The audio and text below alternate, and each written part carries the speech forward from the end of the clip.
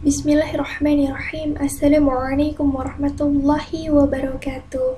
Nama saya Putri Indah Hasani dengan NPM 19111000373, mahasiswi program studi pendidikan guru madrasah ibtidaiyah kelas I semester 3. Saya akan mempresentasikan jurnal saya pada mata kuliah filsafat pendidikan Islam dengan judul Pemikiran Aristoteles dan Augustinus. Yang pertama, Aristoteles. Aristoteles lahir di Stageria, Yunani Utara, tepatnya pada tahun 384 sebelum Masehi. Aristoteles membagi pengetahuan ilmiah ke dalam 3 golongan, di antaranya ilmu teoritis, ilmu praktis, dan ilmu produktif. Ilmu teoritis terdiri atas teologi, matematika, dan ilmu-ilmu alam, dan tujuan dari teori adalah untuk mengetahui tentang kebenaran. Kemudian ilmu praktis mencakup etika dan ilmu politik, dan tujuan dari praksis adalah menguasai kecakapan bertindak berdasarkan kemampuan etis. Terakhir adalah ilmu produktif yang meliputi poetika dan retorika, dan tujuan dari poetika membuat adalah untuk menciptakan atau mengadakan sesuatu. Pemikiran Aristoteles tentang etika adalah bahwasanya Aristoteles mempunyai perhatian khusus terhadap etika, karena etika bukan diperuntukkan sebagai cita-cita, melainkan dipakai sebagai hukum kesusilaan. Menurut pendapatnya, tujuan tertinggi dalam hidup manusia adalah kebahagiaan atau eudaimonia. Dasar dari etika Aristoteles adalah appetite, selera yang merupakan hasrat terhadap sesuatu yang merupakan sumber dari nafsu. Pengaruh Aristoteles tampak dalam pemikirannya yang menyatakan bahwa setiap makhluk bertindak untuk suatu tujuan, dan bahwa tujuan dari setiap makhluk itu adalah hal yang baik yang melekat pada hakikatnya, yang tercapai ketika makhluk itu mencapai kesempurnaannya. Dalam hal ini yang dimaksud dengan kebahagiaan adalah sesuatu keadaan di mana segala sesuatu yang termasuk dalam keadaan bahagia telah berada dalam diri manusia. Jadi bukan sebagai kebahagiaan subjektif. Kebahagiaan harus sebagai aktivitas yang nyata, dan dengan perbuatannya itu dirinya semakin disempurnakan. Kebahagiaan manusia yang tertinggi adalah berpikir dengan murni.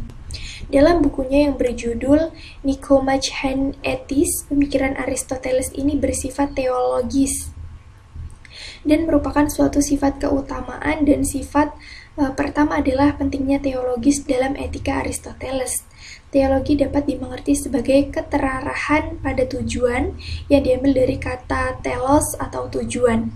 Aristoteles melihat kebaikan moral sebagai tujuan segala perbuatan manusia, di mana manusia selalu mempunyai tujuan dengan semua perbuatannya. Kebaikan moral dilihat Aristoteles sebagai tujuan terakhir daripada perbuatan.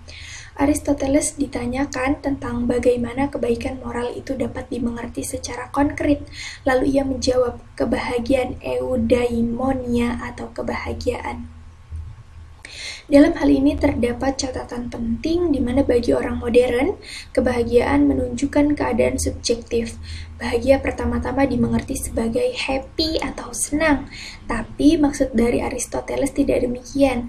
Bagi Aristoteles dan seluruh pemikiran Yunani, eudaimonia merupakan suatu keadaan yang objektif. Eudaimonia berarti mempunyai dalam keadaan baik. Menurut Aristoteles, terdapat banyak pandangan yang berbeda tentang kebahagiaan. Ada yang mengatakan bahwa kekayaan, kekuasaan, atau kesehatan itu adalah merupakan kebahagiaan. Semua itu barang yang bagus dan berguna, tapi tidak membawa kebahagiaan yang sebenarnya. Kebahagiaan yang sebenarnya menurut Aristoteles adalah tercapai apabila manusia berhasil mewujudkan kemungkinan-kemungkinan yang terbaik sebagai manusia. Yang kedua, Augustinus. Santo Augustinus, kepanjangannya, adalah seorang filosof abad pertengahan. Ia adalah seorang Afrika Utara, lahir di Teges pada tahun 354 Masehi, sebuah kota kecil di dekat kota Kartago yang letaknya di dekat kota Tunis sekarang. Etika Santo Augustinus yang mengangkat kembali intuisi dari Plato amat menekankan seluruh pemikiran teologi moral di barat. Selanjutnya adalah kebahagiaan dan transendensi.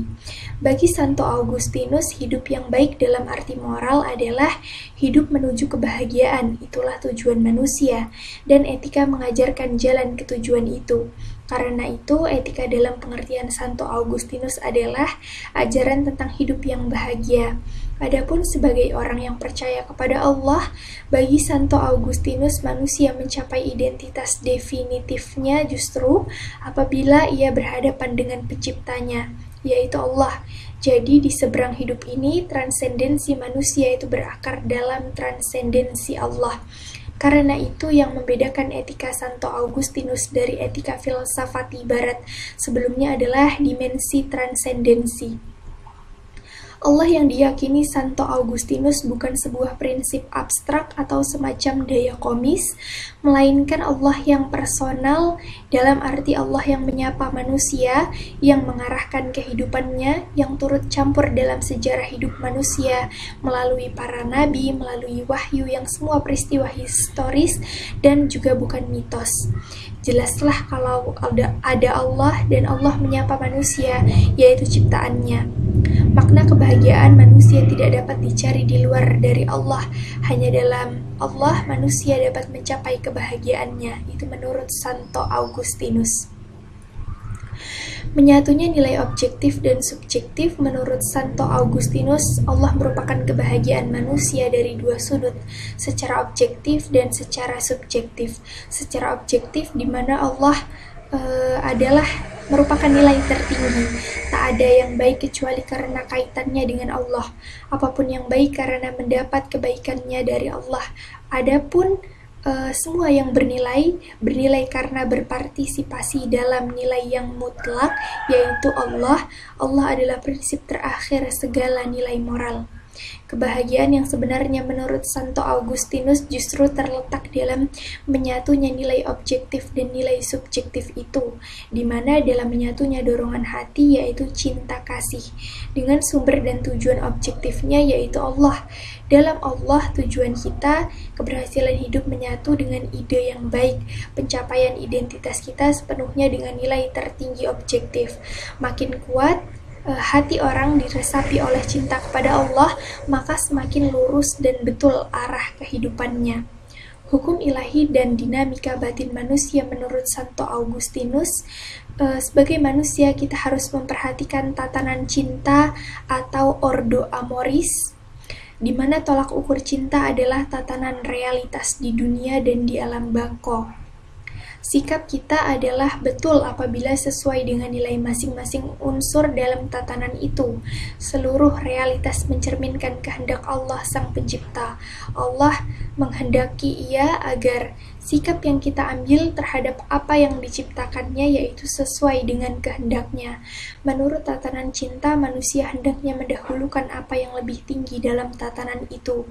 Cinta paling bawah adalah cinta pada barang-barang dunia yang akan hancur lebih dari benda duniawi.